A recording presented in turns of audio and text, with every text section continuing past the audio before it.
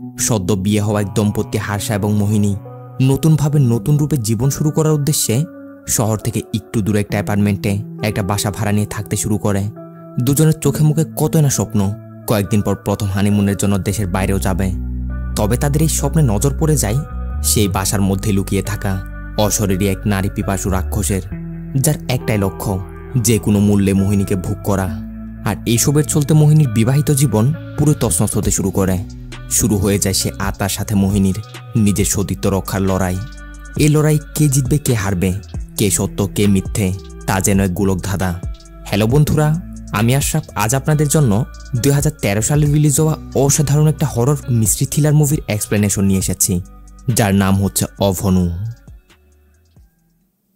মুভির শুরুতে আমরা দেখি পুলিশ স্টেশনে কল করে একটা ক্রাইম সিনের ব্যাপারে বলা হচ্ছিল যে রিং রোডের পাশেই ক্লাসিক সোসাইটিতে মোহিনী নামের একটা মহিলা তার স্বামীকে ছুরি দিয়ে কুপিয়ে কুপিয়ে মেরেছে। এটা বলতে আমরা দেখি বাসার ভিতর থেকে মোহিনী নামের সে মহিলাটিকে হাতকড়া পরিয়ে বের করা হচ্ছে। এটাই হচ্ছে মোহিনী। মোহিনীকে পুলিশ নিয়ে যাওয়ার সময় এখানে আমরা বেশ কিছু লোককে দেখতে পাই, যার মধ্যে এই টাকলো করে লোকটা হচ্ছে মোহিনীদের প্রতিবেশী, নাম হচ্ছে মোহন। আবার আরেকজনকেও দেখতে পাই যে কিনা মোহিনীর দিকে কেমন করে করে যেন তাকাচ্ছে। এমনকি মোহিনীকে নিয়ে যাওয়ার সময় একই গাড়িতে করে সেও যায়। যাই হোক, মোহিনীকে সোজা পুলিশ স্টেশন নিয়ে আসা হয়। তারপর যা যা ফর্মালিটিস আছে সেগুলো কমপ্লিট করা হয়। একদিকে কেসের এফআইআর রেডি করা হচ্ছে, যে ছুরি দিয়ে মোহিনী তার স্বামীকে মেরেছে পুলিশরা সেটাও জব্দ করেছে। অন্যদিকে ফাইলপত্র সব কিছু রেডি করার পর সিআই জানার্দান নামের এই লোকটার কাছে নিয়ে যাওয়া হয়। এরপর জানার্দান এসে মোহিনীর কাছ থেকে জিজ্ঞাসাবাদ করতে শুরু করে। জিজ্ঞাসা করে যে তোমাদের বিয়ে হয়েছে আজ কতদিন? মোহিনী বলে এই তো স্যার 2 সপ্তাহ হতে চলেছে। জানার্দান জিজ্ঞাসা করে তোমাদের মধ্যে কি যৌতুক টৌতুক নিয়ে কোনো ঝামেলা হয়েছে বা অন্য কোনো বিষয় নিয়ে ঝগড়া? জবাবে মোহিনী জানাই কই না তো। জানার্দান রেগে গিয়ে বলে তাইলে নিজের স্বামীকে এমন ভয়ানকভাবে ছুরি দিয়ে কে কোপাই? জবাব দাও, কেন করেছ? এইটা জিজ্ঞাসা করতেই পুরো ঘটনাকে সেটা দেখানোর জন্য সিনেমাদের কিছুদিন আগের ফ্ল্যাশব্যাকে নিয়ে যায়। মাত্র কয়েকদিনই হচ্ছে মোহিনী এবং হার্ষার বিয়ে হয়েছে। তবে বিয়ের পরপরই হার্ষা তার অফিসের আশেপাশে করে তার সুবিধার জন্য একটা অ্যাপার্টমেন্টে একটা ফ্ল্যাট নিয়েছে। তো মা বাবা সহ ওয়াইফ মোহিনীকে নিয়ে সবাই মিলে তারা এখন সেইখানে যাচ্ছে। হার্ষার মা অবশ্য তাকে বকছিল, কারণ যে বাসাটা সে নিয়েছে ওরা শহর থেকে একটু ভিতরের দিকেই, ওখানে অবশ্য তেমন একটা মানুষজনও নেই। যাই হোক, তার কথাবার্তা বলতে বলতে সে সোসাইটিতে এসে উপস্থিত হয়। আর এখানে ঢুকতে দেখা যায় অনেকগুলো ঘর। হার্ষা বলে এখানে ঘর তো অনেক আছে, কিন্তু এখানে হাতে গোনা 4-5 জন ছাড়া আর কোনো মানুষজন নেই। সবাই এখানে ঘর নিয়ে রেখেছে তাদের ইনভেস্টমেন্টের জন্যই, কিন্তু সবাই বাইরে কোথাও না কোথাও সেটেল। ও যে ওটাই আমাদের ঘর, আর এর পাশেরটা আমার বন্ধু মোহনের। বলতে বলতে গাড়ি হার্ষাদের ঘরটার সামনে এসে দাঁড়ায়। গাড়ি থেকে জিনিসপত্র সব নামানো হচ্ছে। এই অ্যাপার্টমেন্টে 2 জন কেয়ারটেকার আছে, রামু আর তার ওয়াইফ কাবেরী। এই অ্যাপার্টমেন্টটা নাকি যখন থেকে তৈরি করা হচ্ছিল সেই তখন থেকে এরা এখানে দারোয়ানের মতো কাজ করে আসছে। এদিকে মোহিনীদের এখানে আসতে দেখে হার্ষার সেই বন্ধু মোহন তার ওয়াইফ স্বপ্নাকে বলছে, নাও তোমাকে সঙ্গ দেওয়ার জন্য তোমার সঙ্গী চলে এসেছে। সারাক্ষণ বোর হচ্ছ করে করে আমার মাথা খাও না, এবার তো অন্তত আমার টেনশন একটু কমবে। তো এদিকে মোহিনীরা তো বাসার ভিতরে প্রবেশ করে। কাজের মহিলা সে কাবেরী একটা নারকেল ভেঙে তাদের বরণ করতে গেলে দেখে নারকেলের ভিতরে এই অবস্থা, যার ইঙ্গিত কিছু একটা অঘটন ঘটতে চলেছে। ওইদিকে আমরা সেই মোহনকে দেখতে পাই যে কিনা তার মৃত বাবার ফটোর সামনে দাঁড়িয়ে কিছু একটা করছে। মোহনের গুলুমুলো একটা ছেলে আছে যে কিনা সকাল সকালে 2টা ব্রেকফাস্ট রেডি করে কোথাও নিয়ে যাচ্ছিল। প্রথমে মোহন মনে করে একটা তার জন্য, কিন্তু দেখা যায় না, তার ছেলে ভিকি আরেকটা ব্রেকফাস্ট সেটা নিয়ে গিয়ে সোজা একটা টেবিলে বসে পড়ে আর বলতে শুরু করে, এ নাও দাদাজি, নাও নাও তাড়াতাড়ি নাস্তা করে নাও, আমার স্কুলের জন্য দেরি হচ্ছে। এই কাণ্ড দেখে মোহন একটু অবাক হয়, কারণ একে তো ভিকির সামনে কেউই নেই। উপর থেকে তার দাদা যে মারা গেছে আজ অনেক দিন হয়ে যাচ্ছে। স্বপ্না বলে, বাচ্চা তো, এগুলো তার ছেলে মানুষই, সমস্যা নেই, নতুন কোনো গেমস পেলে ধীরে ধীরে ঠিক হয়ে যাবে। সিন মোহিনী এবং হার্ষার উপর। মোহিনী হার্ষাকে বলছে, বাসা থেকে কেমন যেন মদের গন্ধ আসছে। হার্ষা বলে, কই, আমার তো এরকম কিছু লাগছে না। মোহিনী বলে, যারা এগুলো নিয়ে পড়ে থাকে তাদের কি ভয় লাগবে শুনি। দুজনের মধ্যে এইভাবেই দুষ্টুমিষ্টি কথাবার্তা চলছে আর কি। শাশুড়ি এসে মোহিনীকে আটার একটা প্যাকেট দেয় কিচেনে রাখার জন্য। এখানে আরও একটা বিষয় আমরা নোটিস করতে পারি, যেটা হচ্ছে এই বাসার মধ্যে প্রতিটা জিনিস ছিল অটোমেটিক সিস্টেমের। যেমন ময়লা ফেলার ডাস্টবিন থেকে শুরু করে বাসার প্রতিটা লাইট। কোনো মানুষ যেন আশেপাশে গেলেই এসব জিনিস নিজে নিজে অন হয়ে যায়। ময়লা ফেলার ডাস্টবিনটাও সেম। হাসা এক এক করে সবাইকে এইসব ব্যাপারে বলছে আর দেখাচ্ছে কোনটা কীরকম। এরপর সবাই উপরের দিকে চলে গেলে মোহিনী কিচেন রুমের দিকে যায়। আটা রাখার বয়মটা নিতে গেলে ওটা নিচে পড়ে সব আটা মোহিনীর গায়ের মধ্যে পড়ে। তাড়াতাড়ি মোহিনী সেগুলো পরিষ্কার করতে শুরু করে। শাড়ি খুলে একটু যখন সেগুলো পরিষ্কার করছিল তখন এইখানে আমরা দেখি কিচেন রুমের একটা দরজা আজবভাবে নিজে নিজে ওপেন হচ্ছে। কেউ যেন দরজার উপাস থেকে মোহিনীর উপর নজর রাখছে এমন কিছু। ওই মুহূর্তে সেখানে হার্ষা আসলে আবার সব কিছু নর্মাল। হার্ষা মোহিনীকে জড়িয়ে ধরে আদর করার চেষ্টা করছিল, একটু রোমান্টিক মুড বানাচ্ছিল। নতুন নতুন বিয়ে হয়েছে, তার উপর আবার এখনো হানিমুন হয়নি, বুঝতে তো পারছেন। কিন্তু এসব করার সময় এখানে আমরা আরও একটা বিষয় দেখি। হাসার পিছনে একটা ফ্রাই প্যান নিজে নিজে হাওয়াতে ভেসে ওইটা দিয়ে কেউ যেন হাসার মাথায় একটা বাড়ি দেয়। হাসা কিছু নোটিস করার আগেই সেখানে তার মা চলে আসায় বিষয়টা নজরআন্দাজ হয়ে যায়। সিনেকান থেকে একটু করে হাসার সে বন্ধু মোহনের উপর আসে। মোহনদেরকে ছেলে ভিকির স্কুল থেকে প্রিন্সিপাল একটু ডেকে পাঠিয়েছে ভিকির ব্যাপারে কোনো একটা কিছু বলার জন্য। আর ঘটনা হচ্ছে ভিকি নাকি সব সময় ক্লাসে বসে বসে কারো ড্রয়িং বানায়। সবগুলো ড্রয়িংয়ে ভিকি এবং তার সাথে একটা লুকের। বিষয়টা প্রিন্সিপাল একটু আজব লেগেছে, যে জন্য মোহনদের ডেকে এসব বলছে। ভিকির এই ড্রয়িংগুলো মোহনকে দেখানো হলে মোহন বলে, ড্রয়িংয়ে থাকা লুকটা তো দেখতে প্রায় আমার বাবার মতোই, অর্থাৎ ভিকির দাদার মতোই, কিন্তু ভিকির জন্মের আগে তো ওনার মৃত্যু হয়ে গেছে। প্রিন্সিপাল বলে, আরও একটা বিষয় নোটিস করলাম, প্রায় সময় ভিকি একা একা বসে নিজে নিজে কারোর সাথে কথা বলে। দেখুন, আমি মানছি বাচ্চাদের এমন ছেলে মানুষই থাকা এটা স্বাভাবিক, তারপরও আমার মনে হয় ভিকিকে আপনারা একটা চাইল্ড সাইকোলজিস্টকে দেখালে ভালো হয়। আমার পরিচিত ভালো একজন চাইল্ড সাইকোলজিস্ট আছে বলে প্রিন্সিপাল মোহনদের একটা কার্ড দেয়। মোহনরাও সেখান থেকে চলে আসে। সিন শিফট হয় রাতে মোহিনীদের উপর। সবাই মিলে খাওয়া দাওয়া শেষ করে এবার ঘুমাতে যাবে। তবে হার্ষা এবং মোহিনী এখনও একসাথে শুতে পারবে না, কিছু নিয়ম আছে যার কারণেই। এজন্য মোহিনীকে শুতে হবে তার শাশুড়ির সাথে। তবে তার শাশুড়ির একটা সমস্যা হচ্ছে, ঘুমের মধ্যে না অনেক জোরে জোরে নাক ডাকত। ব্যাস, আজকেও সেম অবস্থা। আর এত জোরে জোরে নাক ডাকার ফলে মোহিনীর ঘুমের 13টা। কিছুতেই সে চোখ বন্ধ করতে পারছে না। অনেক চেষ্টা করার পরও ঘুম আসছিল না দেখে রুম থেকে বেরিয়ে বাসায় একটু হাঁটাহাঁটি করছে। সিঁড়ি দিয়ে নেমে আসার সময় সিঁড়ির মুখে থাকা অটোমেটিক ডাস্টবিনটা মোহিনীর কাছে আসায় একবার ওপেন তো হয়, কিন্তু এরপর মোহিনী চলে যাওয়ার পরপরই সেটা আবার দ্বিতীয়বার নিজে নিজে ওপেন হয়, যার অর্থ আমরা বুঝতে পারি মোহিনী ছাড়াও সেইখান দিয়ে আরও কেউ পার হয়েছে, অর্থাৎ সেখান দিয়ে কারো উপস্থিতি ছিল। যাই হোক, এদিক সেদিকে একটু হাঁটাহাঁটি করে মোহিনী রুমে এসে আবার শুয়ে পড়ে। এরপর সিন শিফটের পরবর্তী দিন সকাল সকালই মোহিনী যায় গোসল করার জন্য, কিন্তু যখনই সে গোসল করছিল এদিকে ওয়াশরুমের দরজাটা নিজে নিজে খুলতে শুরু করে। যখনই মোহিনী ব্যাপারটা নোটিস করে তাড়াতাড়ি দেখতে যাচ্ছিল, সাথে সাথে আবার সব ঠিক। তাই সেও তেমন একটা মাথা না দিয়ে তার কাজ করতে থাকে। কিন্তু আমরা পরিষ্কার বুঝতে পারছিলাম ওয়াশরুমের ভিতরে কিছু একটা তো আছেই, যেটা মোহিনীর সামনে বসেই তার গোসল করা দেখছে। আর এভাবে দেখতে দেখতে সকালটা পার হয়। রাত্রে মোহিনীরা বাসায় একটা ছোটোখাটো পার্টির আয়োজন করেছে। তেমন বেশি কেউ তো আসেনি। হার্ষার ওই ফ্রেন্ড মোহন এবং তার ওয়াইফ স্বপ্না আর হার্ষার একজন কুলিক, তারাই ছিল। এদিকে সবাই খাওয়া দাওয়া করছে আর আড্ডা দিচ্ছে। কয়েকদিন পর মোহিনীদের হানিমুনে যাওয়া নিয়ে কথাবার্তা চলছে। অন্যদিকে মোহনের ছেলে ভিকি বসে বসে হার্ষার গেম স্টেশনে গেম খেলছিল। ঠিক ওই মুহূর্তে তার পাশের সিটে যেন কেউ এসে তার পাশে বসে। ভিকি সেই দিকে তাকায় আর তার মতো গেম খেলতে থাকে। এরপর পরই যখন মোহনদের চলে যাওয়ার টাইম হয়, ভিকিকে ডাক দিলে ভিকি রুম থেকে বের হইতো ঠিকই, কিন্তু বের হতে হতে খালি রুমের দিকে তাকিয়ে কাউকে বলতে শুরু করে, বাই ক্যাপ্টেন রাজু, আবার দেখা হবে। এখন ওইদিকে তো কেউই নেই। এই কাণ্ড দেখে প্রথম দিকে সবাই একটু অবাক তো হয়। মোহন জিজ্ঞাসা করে, কাকে বাই বলছো? ভিকি বলে, এই ঘরের মালিক ক্যাপ্টেন রাজু। হার্ষারা সবাই মনে করে হয়তো বাচ্চা ছেলে উল্টাপাল্টা বকছে, তাই বিষয়টাও তারা হাসিতে উড়িয়ে দেয়। এরপর খাওয়া দাওয়া করে সবাই যে যে যার মতো বেরিয়ে পড়ে। সিন শিফট হয় রাতের ঠিক 3টার পরে। সবাই ঘুমে বিভোর। তখনই দেখা যায় মোহিনীর শাশুড়ি আজবভাবে ঘুম থেকে উঠে নিজে নিজে কোথাও যেতে শুরু করে। এইভাবে উপর থেকে নিচে আসে। Drawing room, dining room, kitchen room এক এক করে সবগুলো ঘুরে ফিরে আবার ওইভাবেই একটু পর রুমের দিকে চলে যায়।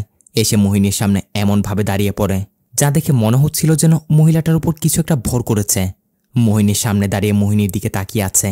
এখন হঠাৎই মোহিনীর চোখ খুলতেই এমন দৃশ্য দেখে সে তো ভয়ে জোরে চিৎকার দিয়ে ওঠে, যার পরবর্তী সিনে আমরা জানতে পারি মহিলাটার আসলে ঘুমের মধ্যে হাঁটা চলা করে একটা রোগ আছে, যাকে স্লিপিং ডিসঅর্ডার বলে। এভাবে মাঝে মধ্যে ঘুমে হেঁটে এদিক সেদিক চলে যায়। এখন বিষয়টা নিয়ে সবাই অনেক হাসি ঠাট্টা করছে আর কি। যাই হোক, একটু পর হার্ষা অফিসের জন্য বের হচ্ছে। আর তার বাবা মা একটু বাইরে যাবে কোনো একটা রিলেটিভের বাসায় দিকে মোহিনী একা। প্রত্যেক দিনের মতো গোসল করতে গেলে আবার ওইখানে মনে হয় যেন কেউ বসে বসে তার গোসল করা দেখছে। এমনকি গোসল শেষে মোহিনী যখন রুমে আসে তখনও সেই অদৃশ্য জিনিসটা তার পিছন পিছন তার রুমে এসে পড়ে। নিজে নিজে রুমের চেয়ারটা টেনে এক জায়গায় বসে। এদিকে মোহিনী তার কাপড় পরছে আর অদৃশ্য জিনিসটা তার সব কিছু দেখছিল। কাপড় চোপড় পরে মোহিনী অন্য রুমে চলে যেতেই অদৃশ্য জিনিসটাও তার পিছন পিছন চলে যায়। এর একটু পরেই মোহিনী তার বাসার টুকটাক কাজ কাম করছিল। এদিকে স্বপ্না তার ছেলে ভিকিকে দিয়ে মোহিনীর জন্য কিছু একটা খাবার পাঠিয়েছে।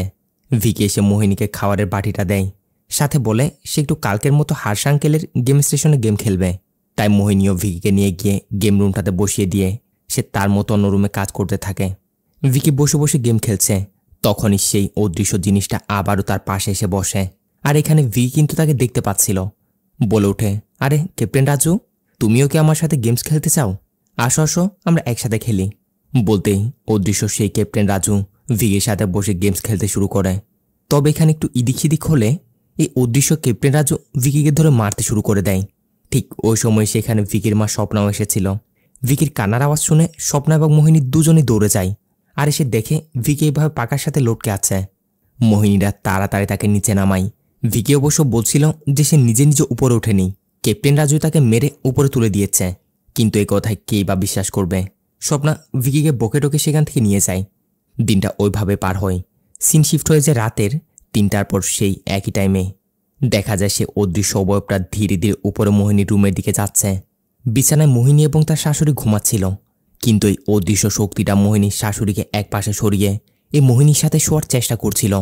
বাট যতবার এই মোহিনীর শাশুড়িকে সরিয়ে দিচ্ছিল, মোহিনীর শাশুড়ি আবার তার কাছে চলে আসছিল। যার এক পর্যায়ে এই অদৃশ্য জিনিসটা রেগে গিয়ে তার শাশুড়িকে ঘুমের মধ্যে লাথি মেরে নিচে ফেলে দেয়। মহিলার চিৎকারে সবার ঘুম ভেঙে যায়। স্বাভাবিকভাবেই সবাই মনে করে হয়তো ঘুমের মধ্যে এই বিছানা থেকে নিচে পড়ে গেছে, কিন্তু আসল সত্যটা কি ওরা তো শুধুমাত্র আমরা দেখেছি। যাক, পরের সিনে হার্ষার বাবা মা চলে যাচ্ছিল, কারণ হার্ষারাও কাল হানিমুনের জন্য প্যারিসের উদ্দেশ্যে বেরিয়ে পড়বে। টিকিট মিকিট সব কিছু কনফার্ম। তো হার্ষা তার মা বাবাকে দিয়ে আসতে বেরিয়ে পড়ে। ওই দিক থেকে সে অফিসেও চলে যাবে। অন্যদিকে আমরা মহান এবং স্বপ্নাকে দেখি, যারা কিনা ভিকিকে নিয়ে একজন সাইকিয়াট্রিক ডক্টরের কাছে এসেছে। কারণ ভিকি তার মৃত দাদার সাথে কথা বলা, আজব আজব সব কাণ্ড করা, এগুলো দিন দিন তার বেড়ে চলেছে। ডক্টর ভিকিকে ভালো মতো চেক করে মোহনদের জানায় বাচ্চাদের মধ্যে কিছু কিছু বাচ্চা আছে যারা এমন সব স্পেশালিটি নিয়ে জন্মগ্রহণ করে যাদের সাথে স্পিরিচুয়াল দুনিয়ার সাথে একটা কানেকশন থাকে। স্পিরিচুয়াল দুনিয়া অর্থাৎ আত্মা, ভূত এসব দেখতে পায় আর কি। এটা কিছু সময়ের জন্য বা কিছু বছরের জন্য হতে পারে। তারা সরাসরি আত্মাদের দেখতে পায়, তাদের সাথে কথাও বলতে পারে। আজকাল মেডিকেল সায়েন্সও এই বিষয়টাতে বিশ্বাসী। এত সব কিছু বলার পরও মোহনরা এসবে বিশ্বাস করতে রাজি না। ডক্টর তাদের আরও ভালো মতো বোঝায় যে বিশ্বাস না হলেও এটাই সত্য, বাচ্চাদের মধ্যে অন্য জগতের কানেকশন থাকে। আর একদিন একদিন ভিকি এটা বলবেই যে তার দাদার আত্মা কেন তার কাছে আসে, কি উদ্দেশ্যে। এসব কিছু শোনার পর মোহনদের তো অনেক ভয় ঢুকে যায়। ভিকিকে বকা দিয়ে বলে, আজকের পর থেকে শুধু আমার সাথে খেলবে, আমার সাথে কথা বলবে, আর কান খুলে শুনে রাখো তোমার দাদা বেঁচে নেই। নেক্সট টাইম যেন ওনার নাম ধরার কথা না বলো। এসব বলে টোলে গাড়িতে ওঠে। আবারও ভিকি পিছন থেকে মোহনকে ডেকে বলে, বাবা, দাদাজি বলছে সিট বেল্টটা পরে নিতে। ব্যাস, এটা শুনে মোহন তো আরও রেগে যায়। ভিকিকে ধরে ওইখানে মারধর করতে শুরু করে। স্বপ্না কোনোরকম বিষয়টা সামাল দেয়। অন্যদিকে আমরা হার্ষাকে দেখি, যে কিনা অফিস থেকে কল করে মোহিনীকে জিজ্ঞাসা করছিল যে প্যাকিং শেকিং কত দূর হলো। মোহিনীও বলে এই তো প্রায় শেষের দিকেই। হার্ষাও বলে আমিও একটু পরে বের হব। এরপর দুজন আসমানের বুকে, আমাদের ফার্স্ট নাইট ওইখানে হবে। এভাবে দুজনের মধ্যে রোম্যান্টিক কথাবার্তা চলছে। কিন্তু এদিকে মোহিনী পিছনে যে সেই অদৃশ্য জিনিসটাও দাঁড়িয়ে দাঁড়িয়ে সব কিছু শুনছে, তার ব্যাপারে মোহিনীর কোনো ধারণাও নেই। এদিকে হার্ষা তো কত স্বপ্নই না দেখছে। আজকে তারা প্যারিসের উদ্দেশ্যে বের হবে, একটু পরে তার স্বপ্ন পূরণ হতে চলেছে। কিন্তু তখনই অফিসের বস দৌড়াতে দৌড়াতে হার্ষার কাছে এসে তাকে বলতে শুরু করে, হার্ষা, অনেক বড় একটা সমস্যা হয়ে গেছে। আমাদের কোয়েম্বাটুরের যে ব্রাঞ্চটা আছে না, ওইখানের পুরো সার্ভার শাটডাউন হয়ে গেছে। যদি আর্জেন্টলি তুমি গিয়ে সেটা ঠিক না করো তাহলে অনেক বড় প্রবলেম হয়ে যাবে হার্ষা, কোম্পানি বন্ধ হয়ে যাবে। হার্ষা অবশ্য বসকে রিকোয়েস্ট করছিল যে স্যার, আমরা আজ রাতে বাইরে যাচ্ছি, আমার আজ রাতেরই ফ্লাইট, টিকিট থেকে শুরু করে হোটেল টোটেল সব কিছু বুকিং হয়ে গেছে। এখন কিভাবে আমি কোয়েম্বাটুর যাব? এরকম হলে তো আমার টিকিট ক্যান্সেল হয়ে যাবে। বস মানতে নারাজ, বলে কিছু করার নেই, টিকিট ক্যান্সেল করতে হলে করো, প্রয়োজন আমরা অফিস থেকে তোমাকে কালকের ফ্লাইট বুকিং করে দিব, সব টাকা কোম্পানি দিবে, কিন্তু আজ তোমায় কোয়েম্বাটুর যেতেই হবে। হার্ষার কাছেও আর কোনো উপায় নেই। মোহিনীকে কল করে জানিয়ে দেয় যে আজ সে আসতে পারছে না, এরকম সমস্যা হয়ে গেছে, তবে কাল সকালের আগে আগে সে কাজ শেষ করে বাসায় ফিরবে, আর এর পরের দিন নেক্সট ফ্লাইটেই তারা প্যারিস। এরপর মোহিনীও বসে বসে কিছুক্ষণ হরর মুভি দেখে এরপর ঘুমানোর জন্য চলে যায়। এত বড় একটা বাসায় মোহিনী একা। বিছানায় গিয়ে ঘুমাতেই সেই অদৃশ্য অবয়বটা ধীরে ধীরে কাতার ভিতর ঢুকে মোহিনীর উপর উঠছে, যেন তার সাথে কিছু একটা করতে যাবেই। তখনই মোহিনীর মোবাইল বেজে ওঠে। হার্ষা কল করেছিল।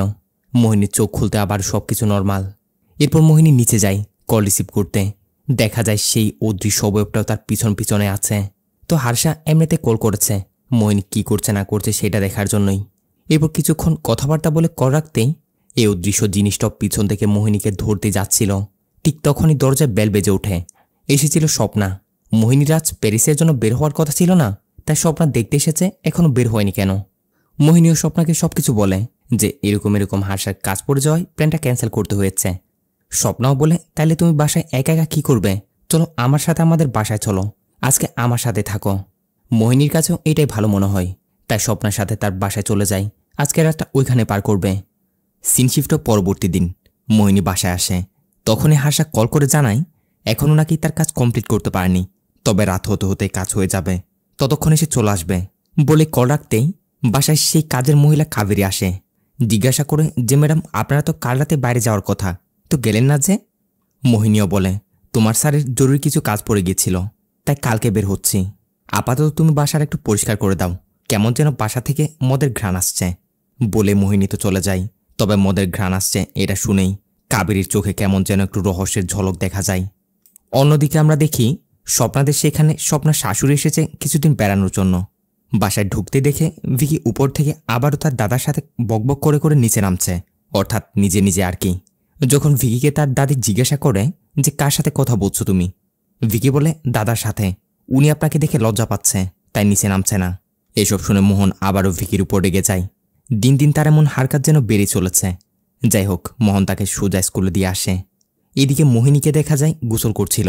ওই সময় সেই অদৃশ্য আত্মাটাও তার পাশে এসে দাঁড়ায়, যেটা আমরা ফ্লোরের দিকে তাকাতেই পায়ের ছাপ দেখে বুঝতে পারি, কিন্তু মোহিনীর তা আন্দাজও নেই। গোসল করে বের হয়ে কাপড় চেঞ্জ করছিল, তখনই তার নজর যায় ফ্লোরের দিকে সেই পায়ের ছাপগুলোর উপর। শুধু তাই নয়, এই পায়ের ছাপগুলো ধীরে ধীরে তার দিকে এগিয়ে আসছে, যা দেখে এবার মোহিনীর তো একদমই হুঁশি উড়ে যায়। দেখে রুমের চেয়ারটাও নিজে নিজে নড়াচড়া করছে। এইসব দেখে মোহিনী ভয়ে তাড়াতাড়ি দৌড়ে রুম থেকে বেরিয়ে নিচে চলে যায়। কাবেরীকে বলতে শুরু করে, কাবেরী আমার রুমে কিছু একটা আছে, কিছুর যেন পায়ের ছাপ দেখা যাচ্ছে। মোহিনী অনেক বেশি ভয় পেয়ে গেছিল। কাবেরী সান্ত্বনা দিয়ে বলে ম্যাডাম আপনি শান্ত হন, আমি গিয়ে দেখছি কি আপনার রুমে ঢুকেছে বলে কাবেরী ধীরে ধীরে উপরে রুমে যায়। আর তার এখানে ঢুকতেই দরজাও আপনা আপনি বন্ধ হয়ে অদৃশ্য সেই জিনিসটা ধরে কাবেরীকে আচ্ছা মতো মারধর করতে শুরু করে। কাবেরীও কোনো রকম রুম থেকে বেরিয়ে পালাতে শুরু করে, তবে মোহিনীর সামনে যাওয়ার আগেই সে আবারও একদম নর্মাল হয়ে যায়। অ্যাক্টিং করতে শুরু করে যেন কিছু হয়নি। মোহিনীকে বলে কই ম্যাডাম, উপরে তো কিছু নেই, আমি এখন আসি, বাসায় একটু কাজ আছে। এরকম বলেই মোহিনীকে একটা বাহানা দিয়ে সে তাড়াতাড়ি সেখান থেকে বেরিয়ে পড়ে, যেন সে কিছু একটা জানে, তারপরও সেরা মোহিনীর কাছ থেকে লুকাচ্ছে। এদিকে মোহিনী একা। এবার সেই আত্মারা ধরে মোহিনীকে মারধর করতে শুরু করে, সাথে তাকে দেওয়ালের সাথে লাগিয়ে আস্তে আস্তে তার কাপড়টা উপরে তুলে তার সাথে খারাপ করার চেষ্টা করছে। কিছুক্ষণ হস্তাধস্তির এক পর্যায়ে মোহিনী কোনোরকম নিজেকে ছাড়িয়ে দরজা খুলে সোজা বাসা থেকে দৌড়ে বেরিয়ে যায়। চলে আসে ডাইরেক্ট স্বপ্নাদের বাসায়। গিয়ে কান্না করে করে তাদের সবকিছু বলতে শুরু করে। স্বপ্নার শাশুড়িও তখন সেখানে ছিল। মোহিনী বলতে শুরু করে তার বাসায় তার সাথে এরকম ঘটনা ঘটছে, কোন অদৃশ্য কিছু একটা তাকে ধরে মারধর করছে। এখন এইসব শুনে স্বপ্নার শাশুড়ি বুঝতে পারে এইসব কোনো অশরীরী আত্মারই কাজ, কারণ এই মহিলাও ছিলেন একজন তান্ত্রিক টাইপেরই। এই সময় আবার হার্ষা স্বপ্নার মোবাইলে কল দেয়, কারণ মোহিনী তার মোবাইল বাসায় ফেলে এসেছিল, সে কলই রিসিভ করছে না। স্বপ্নাও হার্ষাকে বলে, হার্ষা তুমিও না একদম আজব, এরকম নতুন একটা বউকে কেউ বাসায় একা রেখে যায়, জানো সে কত ভয় পেয়েছে। হার্ষা হাসিতে উড়িয়ে দেয়, বলে সময়ে সময়ে যদি হরর মুভি দেখে তাহলে এটা তো হবেই, যাই হোক মোবাইলটা তাকে একটু দাও। তো হার্ষা মোহিনীর সাথে কথা বলে, বলে কি হয়েছে, তোমার মোবাইল কই রেখেছ, এতক্ষণ ধরে কল করছি। মোহিনী তো ভয়ের দিকে কথা বলতে পারছে না। হার্ষা তাকে কোনোরকম সান্ত্বনা দেয়, সাথে বলে চিন্তা করো না, সন্ধ্যের আগে আগে আমি চলে আসছি। বলে কল রাখতে সিন একটু প্রেজেন্টে আসে। সিআই জানার্দান এসব শুনে মোহিনীকে বলে, কাউকে দেখা যায় না, কারো আওয়াজ শোনা যায় না, তারপরও তোমার মনে হয় তোমার বাসায় কেউ আছে যে তোমার ইজ্জত তুলতে চাই, তাই তো? মোহিনী বলে, জি ঠিক বলেছেন, তাকে দেখা যায় না, কিন্তু সে সব সময় আমাকে ফলো করছে। আমি রান্না করতে গেলে, গোসল করতে গেলে, খেতে গেলে, ঘুমাতে গেলে, সব জায়গায়। আর আমি শিওর এ কোনো একটা পুরুষ। এটা শুনে জানার্দান বলে, যাকে দেখা যায় না তার ব্যাপারে এত শিওরলি কীভাবে বলতে পারছো যে সে পুরুষ? মোহিনী বলে, কারণ আমি একজন নারী, একজন পুরুষের স্পর্শ একজন নারী বুঝতে পারবে। সিন আবারও পিছনে একই জায়গায়, যেখানে মোহিনী স্বপ্নাদের বাসায় বসে বসে ভয়ে এখনও কান্না করে চলেছে। ওদিকে দেখা যায় মোহিনীর বাসায় পড়ে থাকা তার মোবাইল থেকে আশ্চর্যভাবে নিজে নিজে স্বপ্নার নাম্বারে কল আসতে শুরু করে। স্বপ্নার মোবাইল তখন মোহিনীর হাতে ছিল। আর এই কাণ্ড দেখে মোহিনীর এবং স্বপ্নার শাশুড়ির তো হুঁশি উড়ে যায়, কারণ মোহিনীর মোবাইল তার বাসায়, আর বাসাও পুরো খালি। তাহলে কল কে করছে? এইসব দেখে স্বপ্নার শাশুড়ি বলে ওঠে, চলো তোমার বাসায় চলো, আমি যাব তোমার সাথে, দেখি সেখানে কি এমন আছে। যদিও মোহিনী ভয়ে কিছুতেই যেতে চাচ্ছে না, তারপরও মহিলা তাকে জোর করে নিয়ে যায়, কারণ এই মহিলা কিছু তন্ত্রমন্ত্রও জানত। নেগেটিভ কিছু থাকলে সে তাকে ভাগাতে পারবে। তো মহিলা জোর জবরদস্তি মোহিনীকে নিয়ে তার বাসায় যায়। এখন বাসাটার মধ্যে ঢোকার সাথে সাথে এই মহিলা বুঝতে পারে যে সত্যি এখানে কিছু একটা তো আছেই। মোহিনীর মোবাইল টেবিলের উপরে রাখা। যখনই সে আস্তে আস্তে মোবাইলটা নিতে যাবে, তখনই আবারও সে আত্মার তাণ্ডব শুরু হয়ে যায়। বাসার সব জিনিসপত্র এদিক সেদিক নড়তে শুরু করে, তাদের দিকে তেড়ে আসছে। দেখে দুজনে তাড়াতাড়ি সেখান থেকে বেরিয়ে যায়। বাইরে এসে মহিলাটা বলে, এটা ভয়ানক একটা প্রেতাত্মার কাজ, একে তো আজ এখান থেকে তাড়িয়ে ছাড়ব। বলে মহিলা এক দৌড়ে তার বাসায় যায়। এরপর ব্যাগ থেকে কিছু তন্ত্রমন্ত্রের জিনিসপত্র নিয়ে মোহিনীকে সাথে নিয়ে আবারও তার বাসায় যেতে শুরু করে। যদিও মোহিনী যেতে চাচ্ছে না, মহিলা বলে, দেখো বেটা, আত্মা দুই প্রকারের হয়, এক ভালো আত্মা, দুই প্রেতাত্মা। যাদের মৃত্যু কোনো শকিংলি বা এই ধরনের দুর্ঘটনায় হয়ে থাকে, যাদের ইচ্ছা মৃত্যুর পরও অপূর্ণ থেকে যায়, তারাই আত্মা হয়ে এদিক সেদিক ছটপট করতে থাকে। আর এখন যদি তুমি এর মোকাবেলা না করো, তাইলে প্রতিটা দিন তুমি ছোট থেকে ছোট বিষয় নিয়েও অনেক অনেক চিন্তিত থাকবে, ভয় পাবে আর আফসোস করবে। তাই চলো আমার সাথে। বলে আবার মহিলা মোহিনীকে নিয়ে তার বাসায় যায়। অন্যদিকে আমরা ওই কাজের মহিলা কাবেরীকে দেখি, যে কিনা কান্না করে করে তার স্বামী রামুকে এসে বলছে যে আমরা ওই ঘরে আর জীবনও যাব না। মোহিনী ম্যাডামরা অনেক ভালো মানুষ, ওই ঘর তাদের জন্য একদমই নিরাপদ না, আমরা তাদের এখান থেকে চলে যেতে বলবো। ওই হারামির আত্মা এখন ওইখানে ঘুরে বেড়াচ্ছে। এটা শুনে রামুও শখ হয়ে যায়। এদিকে স্বপ্নার শাশুড়ি সে বাসায় গিয়ে মোহিনীকে পাঠায় তুলসী পাতা নিয়ে আসার জন্য, এটার মাধ্যমে কিছু তন্ত্রমন্ত্র করবে। এরপরে যখনই পুরো বাসায় ঘুরে ঘুরে মন্ত্র পড়ছিল, কি তখনই মোহিনীর রুমের সামনে যেতেই এই আত্মা মহিলাটার উপর জবরদস্তভাবে হামলা করে দেয়। কোনো তন্ত্রমন্ত্রই তার উপর কাজই করছে না। মহিলাটাকে ধরে মারতে মারতে এক পর্যায়ে সিঁড়ি থেকে নিচে ফেলে দেয়। মহিলার অবস্থা খারাপ। মোহিনী তো দেখে জোরে চিৎকার দিয়ে ওঠে। এর পরবর্তী সিনে মহিলাকে তাড়াতাড়ি হসপিটাল নিয়ে যাওয়া হয়। আর এই ঘটনার পরপরই হার্ষাও এসে পৌঁছায়। মোহিনী কান্না করতে করতে গিয়ে হার্ষাকে জোরে জড়িয়ে ধরে। এমন একটা পরিস্থিতিতে মোহিনী গুছিয়ে কথা বলতে পারছে না। হার্ষা ভিতরে যেতে চাইলে মোহিনী ভিতরেও যেতে দিচ্ছে না। মানে এক কথায় সে আর এ বাসার ভিতরে যাবে না, অজোরে কান্না করে যাচ্ছে। তাই হার্ষাও তাকে শান্ত করার জন্য বাইরে ঘুরতে নিয়ে যায়। নিরিবিলি একটা জায়গায় এসে হার্ষা জিজ্ঞাসা করে যে এবার বলো কি হয়েছে মোহিনী। তো মোহিনীও হার্ষাকে বলে যে ওই বাসায় কোনো একটা প্রেতাত্মা আছে যে আমার সাথে এরকম এরকম করেছে, আর মোহনের মাকেও মেরে সিঁড়ি থেকে নিচে ফেলে দিয়েছে। অফকোর্স এরকম একটা কথায় হার্ষা কিছুতেই বিশ্বাস করবে না। বলে আজকের যৌবনে এসে তুমি এসব নিয়ে বিশ্বাস করছো? আর কাল পর্যন্ত তো সে বাসায় আমরাও ছিলাম, কই আমরা তো কেউ এরকম কিছু নোটিস করিনি। মোহিনীর কথা, আমিও সব কিছু জানি না, আমার কথা এ বাসায় ভূত আছে মানে আছে, আর এ বাসায় আমি আর জীবনও যাব না। এবার হার্ষার অবশ্য একটু রাগী হয়, বলে বাসায় না গেলে যাবে কই। তারপরও মোহিনীর জেদ দেখে বলে ঠিক আছে, মাত্র একটা রাতের ব্যাপার, ফিরে এসে না হয় নতুন কোনো বাসা দেখে নিব, একটা রাত মাত্র। আচ্ছা ঠিক আছে চলো, গিয়ে ব্যাগগুলো নিয়ে আসি, তোমার কথাই থাকবে, আজকের রাতটা আমরা কোনো হোটেলে কাটিয়ে দিব। বলে ব্যাগের জিনিসপত্রগুলো নিয়ে আসার জন্য হার্ষা আবারও গাড়ি নিয়ে সে বাসার সামনে এসে পৌঁছায়। মোহিনীকে গাড়িতে রেখে সে নিজে ভিতরে গিয়ে ব্যাগগুলো নিয়ে আসে। এরপর গাড়িতে উঠে যখন এখান থেকে বের হতে যাবে কি, তখনই দেখা যায় গাড়ির টায়ার পাঞ্চার। শুধু একটা না, একে একে দুইটা টায়ার পাঞ্চার। কোনো উপায় না দেখে হার্ষা ক্যাব কল করতে গেলে এরা জানায় তাদের ক্যাব সার্ভিস নাকি ওই এরিয়াতে অ্যাভেলেবেল নেই। এর থেকে কল কেটে হার্ষা আরেকটা ক্যাব সার্ভিসে কল দেয়। তবে এরাও জানায় স্যার এই মুহূর্তে সব ক্যাবই বুকিং, আপনার লোকেশন অবধি পৌঁছাতে কমসে কম 2 ঘন্টা লাগবে। হার্ষাও রেগেমেগে কল কেটে দেয়। তারপর অনেক ভাবনা চিন্তা করে মাথায় আসে, আরে আমরা হোটেলে কেন, চাইলে তো আমরা মোহনদের সেখানেও থাকতে পারি। সাথে সাথে মোহনকে কল দেয়। মোহন বলে, বাসার চাবি তো আমার সাথে নিয়ে এসেছি। হ্যাঁ, আরেকটা ডুপ্লিকেট চাবি রামুর কাছে রাখা আছে, গিয়ে তার কাছ থেকে নিয়ে নাও। হার্ষা রামুর খোঁজে তার বাসার সেইখানে যায়, কিন্তু গিয়ে দেখে তারা কেউ সেইখানে নেই। বাসায় তালা লাগিয়ে তারা কোথাও চলে গেছে। হার্ষা রামুকে কল করলে রামু বলে, স্যার আমরা একটু বাইরে এসেছি, একটু কাবেরীকে তার বাপের বাড়ি দিয়ে আসতে যাচ্ছি। একের পর এক এইসবের ফলে হার্ষার মাথা তো 100-100। একে তো সারাটা দিন অফিস করে এসেছে। মোহিনীকে বলে ক্যাব আসতে আসতে কমসে কম 2 ঘন্টা লাগবে, চলো আমার সাথে বাসার ভিতরে চলো, আমি থাকতে কিছু হবে না, ভয় পেও না বলে মোহিনীকে ধরে জোরজবস্তি বাসার ভিতরে নিয়ে যায়। এরপর বসে টিভি অন করে টিভি দেখতে শুরু করে, যাতে মোহিনীর ভয় একটু কাটে। এভাবে কিছুক্ষণ পার হয়। এর কিছুক্ষণ পরেই একটা ক্যাবওয়ালা ওই এরিয়াতে এসে হাজির। হার্ষাদের নেওয়ার জন্য এসেছিল, কিন্তু এসে হার্ষার মোবাইলে কল করতেই হার্ষার মোবাইলটা কেউ যেন সুইচ অফ করে দেয়, যার ফলে ক্যাবওয়ালা কোনো রেসপন্স না পেয়ে সেখান থেকে চলে যায়। এর একটু পরে হার্ষা নোটিস করে যে তার মোবাইলটা সুইচ অফ হয়ে আছে।